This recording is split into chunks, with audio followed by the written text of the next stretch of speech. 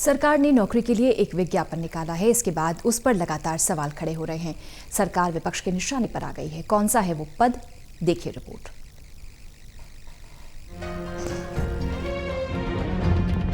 सरकार के फैसले ने राजनीतिक घटनाक्रम में तेजी ला दी है, जिसके बाद विपक्ष सरकार पर हमलावर है और लगातार ये आरोप लगा रहा है विपक्ष कि इस फैसले से सरकार निजीकरण को बढ़ावा देना चाह रही है, लेकिन सरकार इन आरोपों को सिरे से खारिज कर रही है। दरअसल हाल ही में सरकार ने संयुक्त सचिव और डायरेक्टर के स्तर पर बहाली के लिए 30 पदों का विज्ञापन जारी किया था, जिसमें इन पर सीधी नियुक्ति होनी है। लेकिन इस विज्ञापन के जारी होते ही ये विवादों के घेरे में आ गया और कई सवाल पूछे जाने लगे। इनमें कई अहम सवाल हैं, जैसे क्या प्रशासनिक सुधार की दिशा में उठाया गया महत्वाकांक्षी कदम लैटरल एंट्री आरक्षण को खत्म कर देगा? क्या सीनियर अधिकारियों के पद पर सीधी नियुक्ति की इस प्रक्रिया से मौजूदा व्यवस्था प्रभावित होगी? क्या इस नियुक्ति प्रक्रिया में पारदर्शिता की कमी रहेगी? और क्या लैटरल एंट्री ब्यूरोक्रेसी में निजीकरण की एक कोशिश है? सेक्रेटरी और कमिश्नर स्तर पर पहुंचने के बाद सेंट्रल गवर्नमेंट में इम्पेनलमेंट होता है जॉइंट सेक्रेटरी के लिए। ये बड़ा आश्चर्य की बात है कि गवर्नमेंट सीधे जॉइंट सेक्रेटरी के पद पर नियुक्तियां कर रही है। इससे 3 समस्या पैदा हो गई। एक तो पूरे आईएएस और आईआरएस की फैटर्निटी है, उसमें नाराज़गी है। लाखों की तादाद में तैयारी करते हैं बच्चे आईएएस, उनकी एक सपना होता है कि वो आईएएस बने और देश की प्रशासनिक सेवाओं में जाएं। उनके मन में भी आक्रोश है कि हम तो पढ़ते हैं, लिखते हैं, इम्तहान देते हैं, आईएएस कॉम्पीट कर जाते हैं, तब बनते हैं, और ये सीधे बन रहे हैं। इन सवालों के अलावा एसपी सुप्रीमो अखिलेश यादव ने भी इस पर सवाल उठाए। अखिलेश यादव का कहना है कि बीजेपी खुलेआम अपनों को लाने के लिए पिछला दरवाजा खोल रही है और जो अभ्यर्थी सालों साल मेहनत करते हैं उनका क्या होगा ये कोई नहीं बता रहा है, और जो आईएएस बनने की तैयारी में हैं उनके अवसर छीन लिए जा रहे हैं। लैटरल एंट्री पर सवाल उठाने वाले विपक्षी नेताओं में अखिलेश यादव अकेले नहीं हैं।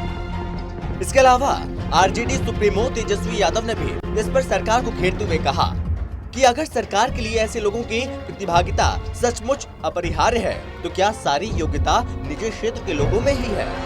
अनुसूचित जाति, जनजाति और पिछड़े वर्गों के लोगों को व्यवस्था से धीरे धीरे बाहर करने और आरक्षण को घटाने का इसे केंद्र सरकार का घृणित प्रयास क्यों नहीं माना जाए?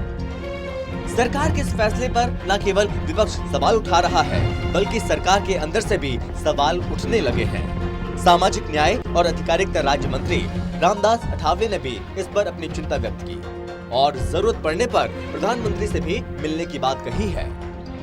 वहीं सूत्रों के मुताबिक सरकार की चिंता विपक्ष के आरोपों से ज्यादा लैटरल एंट्री पर ब्यूरोक्रेसी की चिंता को लेकर है। दरअसल शुरू में अधिकारियों ने चिंता जताई थी, लेकिन बाद में पीएम के निर्देश पर अधिकारियों की कमेटी बनाई गई और तब इस पर सहमति बनी थी। वहीं दूसरी चिंता इसमें आरक्षण का प्रावधान का न होना है।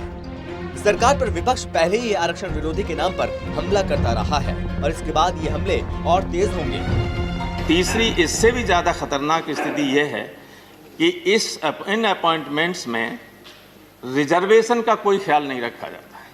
पहले 9 अपॉइंटमेंट हुए थे, no SC, no ST, no OBC. तो ये हमारे जो मान्य परंपराएं और संस्थाओं की जो इज्जत है उसके साथ खिलवाड़ करना बंद हो, ये निर्देश दीजिए। माननीय आपसे प्रार्थना है कि डीओपीटी से कहिए कि उनके मंत्री से किस तरह की बातें बंद करें, क्योंकि वरना प्रशासन बेकार हो जाएगा। दरअसल सरकार ने इसके लिए जो गाइडलाइंस बनाई है उसके मुताबिक केंद्र सरकार में ज्वाइंट सेक्रेटरी पदों पर लैटरल एंट्री की नियुक्ति में आरक्षण का लाभ नहीं मिलेगा। डीओपीटी की ओर से जारी अधिसूचना के मुताबिक मंत्रालयों में ज्वाइंट सेक्रेटरी और डायरेक्टर के पद पर सीधी नियुक्ति होगी।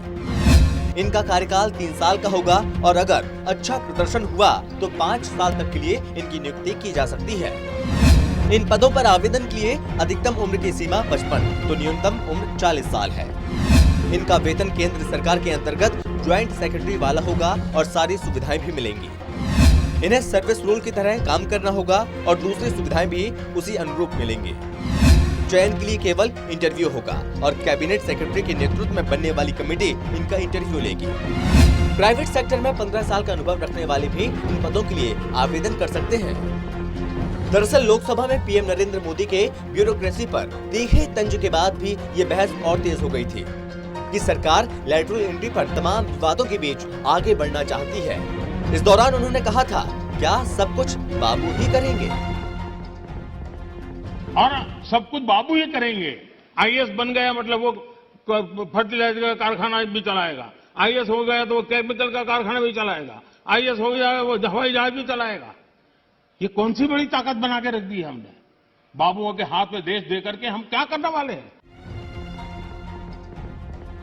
दरअसल किसी मंत्रालय या विभाग में ज्वाइंट सेक्रेटरी का पद सबसे अहम होता है और तमाम बड़ी नीतियों को अंतिम रूप देने में, इसके अमल में इनका खास रोल होता है। वहीं इससे पहले 2018 में लैटरल एंट्री के जरिए 10 पदों पर नियुक्ति की गई थी। तब भी इसमें आरक्षण का विवाद उठा था।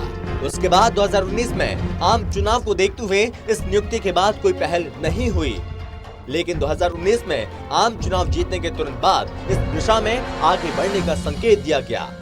लेकिन पिछले साल कोविड संकट की वजह से ये फैसला टाल दिया गया था। लेकिन अब जबकि हालात सब कुछ सामान्य हो रहे हैं, तो सरकार ने तुरंत इसे मजबूती से आगे बढ़ाने के संकेत दे दिए हैं। लेकिन इस बार विपक्ष पूरी तरह से सरकार को घेरने की तैयारी में है। Special desk, total news.